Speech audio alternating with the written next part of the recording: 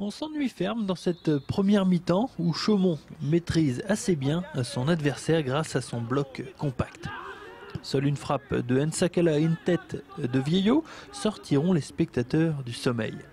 Chaumont, emmené par son capitaine Pierrat, est plutôt content de rejoindre le vestiaire sur le score de 0-0. Ouais, c'était les consignes, on devait rester bien en place derrière et puis profiter de la moindre occasion pour contrer. Ce qu'on a fait, on a eu quelques occasions. Maintenant on a été bien solide derrière et il faut garder ça. Nous on n'est pas les stacks, donc il faut essayer de se battre avec nos armes finalement.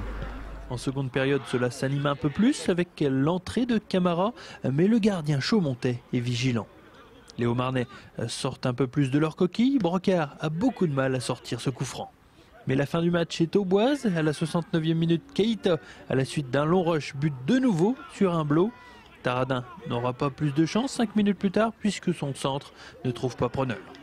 Chaumont ne craquera donc pas et les Stag B se voient contraintes de partager les points. Ouais, on n'a pas réussi à trouver de solution, ils étaient bien en place derrière. Ils restaient avec une pointe devant et nous on s'est un petit peu sur un terrain difficile, on s'est un peu enlisé, on n'a pas réussi à trouver les solutions, donc ils ont été courageux et moi je pense qu'ils ont mérité leur match élu parce qu'ils sont bien battus. Ça a souvent été la dernière passe qui n'a pas été ajustée, suffisamment ajustée, des centres qui ont été interceptés ou même une frappe trop molle là, pour un garçon pas trop mal placé, mais bon, c'est comme ça, donc il n'y a pas de suffisance à avoir, il y a des adversaires à respecter et je crois qu'il manquait un petit quelque chose aujourd'hui pour pouvoir vraiment faire la différence.